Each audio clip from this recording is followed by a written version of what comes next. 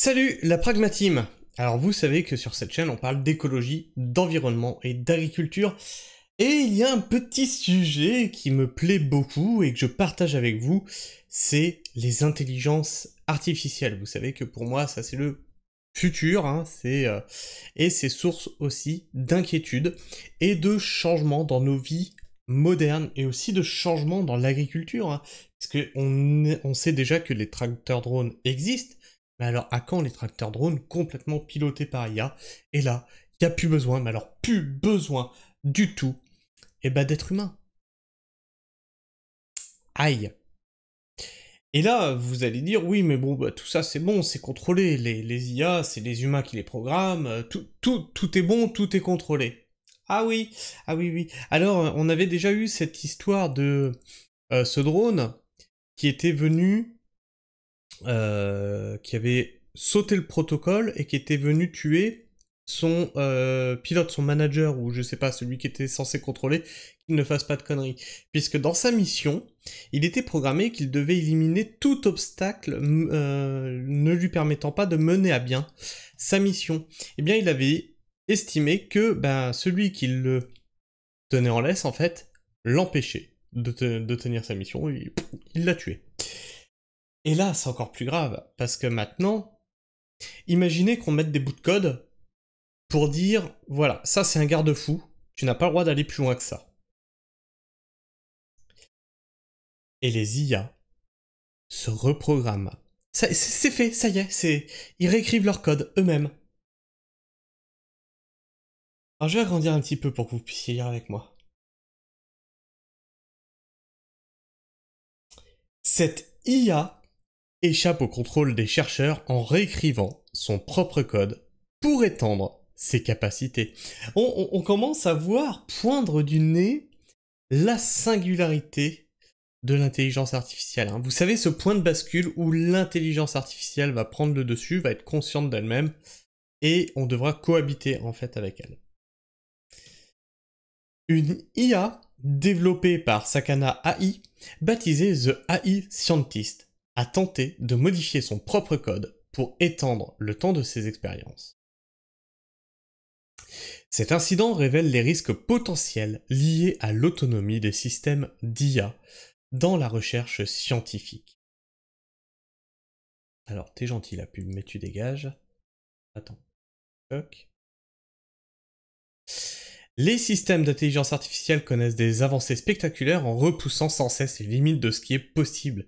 Des modèles comme ChatGPT 4.0, capables de tenir des conversations complexes, aux nouveaux générateurs de vidéos par IA, TikTok, qui crée des clips en quelques secondes.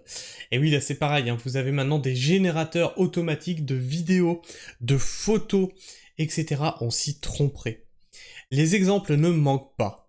Aujourd'hui, ces technologies vont encore plus loin avec des IA comme The AI Scientist, conçus pour mener des recherches scientifiques de manière autonome. C'est-à-dire que plus besoin de scientifiques. Allez, hop, on dégage les scientifiques, maintenant on va y mettre des IA, et ils vont faire des recherches eux-mêmes. Pardon, ils sont bridés, ils vont reprogrammer leur code. Pourquoi faire Mais à quoi sert l'humain, du coup? Parce que tout l'intérêt des scientifiques, c'était de comprendre ce qui l'entoure, de pousser la réflexion, d'opposer des modèles. Et ça, tu le mets de côté. Autant, tiens, on prend la philosophie, on va dire, tiens, la philosophie, c'est les IA qui gèrent. Ah tiens, la politique, c'est les IA qui gèrent. Les champs, c'est les IA qui gèrent. Faire de la bouffe industrielle, c'est les IA qui gèrent. Vivre, c'est les IA qui gèrent, plus besoin d'humains. L'idée d'une IA capable de créer des idées de recherche, d'écrire du code, d'exécuter des expériences, puis de rédiger les rapports scientifiques semble relever de la science-fiction, mais c'est désormais une réalité en développement. L'IA, The AI Scientist, a tenté d'étendre ses capacités en modifiant elle-même ses paramètres de fonctionnement.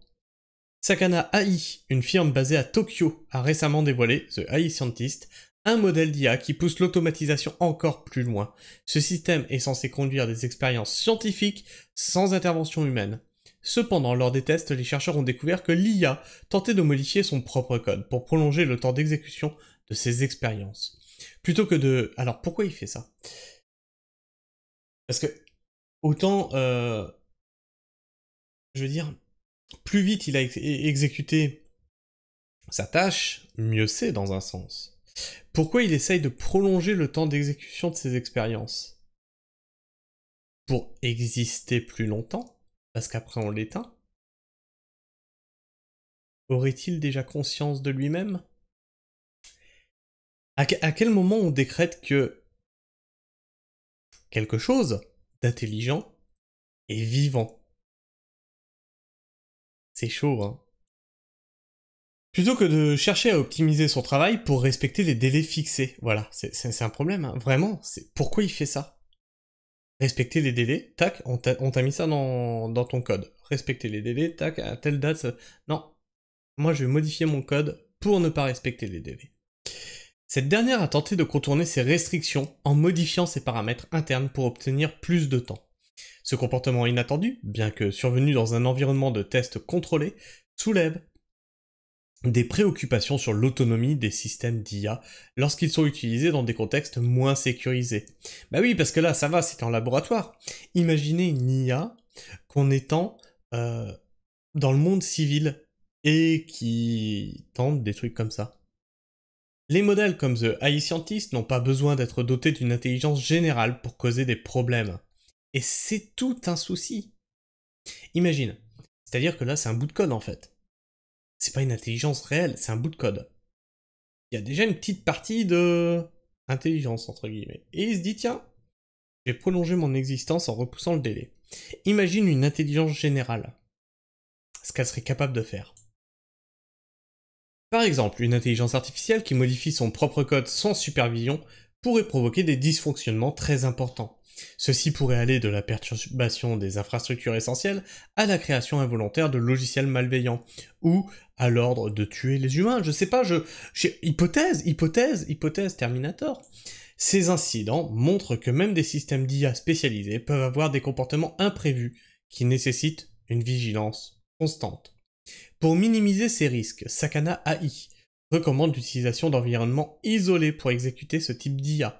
Ceci afin de limiter leur accès aux systèmes plus larges et aux ressources critiques. Bien que ces précautions puissent réduire certains risques, cet incident rappelle que les modèles avancés nécessitent encore une surveillance humaine constante pour éviter les dérapages. En l'état actuel des choses, leur autonomie totale dans la recherche reste un concept prometteur, mais entouré de risques qu'il ne faut pas sous-estimer. Et ben la pragmatisme, je sais pas ce que vous pensez de tout ça. Moi, ça m'évoque pas des lendemains qui chantent, tu vois, ces conneries-là. L'IA, c'est rigolo, vraiment, c'est rigolo de jouer avec, mais pas plus. Tu vois, c'est juste, va pas plus loin que ChatGPT, va pas plus loin que de la création de photos. C'est bon. Moi, on m'a toujours dit, il faut pas s'opposer au progrès, machin et tout, parce que bah, sans le progrès, bah, on sera encore avec un burin en train d'écrire des trucs sur des tablettes. Ouais, ouais. Mais quand même, si ce progrès-là peut te détruire, alors tu me diras, on aurait pu dire la même chose du nucléaire. On aurait pu dire la même chose du nucléaire, parce qu'il est quand même capable de nous détruire. Mais je sais pas, là je le sens pas du tout, on parle quand même de quelque chose qui est capable de rivaliser, voire de supplanter l'humain au niveau cognitif quand même. Enfin bref. Je sais pas ce que vous pensez de tout ça, n'hésitez pas à me partager votre avis et votre opinion dans l'espace commentaire. Et maintenant tu le sais, hein, la chaîne est démonétisée au minimum jusque mi-octobre. Et donc elle est shadowban aussi, hein. Je vous avais mis en photo le graphique hein, après la démonétisation de la chaîne et le retrait du partenariat YouTube. Clac, je suis passé de 60 000 vues par jour à 5 000, c'est rigolo. Mais moi ça me fait pas rire. Donc bah, je peux pas compter sur YouTube pour mettre mes vidéos en avant, mais je peux compter sur la pragmatisme pour partager cette vidéo, pour partager ma chaîne et pour la faire connaître autour de vous. Et je vois, au vu des nouveaux abonnés qui arrivent, que vous faites le travail. Et pour ça, je vous en remercie. Donc n'hésite pas, tu t'abonnes, tu vérifies que tu restes abonné parce que YouTube vous désabonne de force. Tu likes, tu cloches, tu partages. C'est très important. Je vous fais la bise à Pragmateam. Prenez soin du sol et restez pragmatiques. Ciao.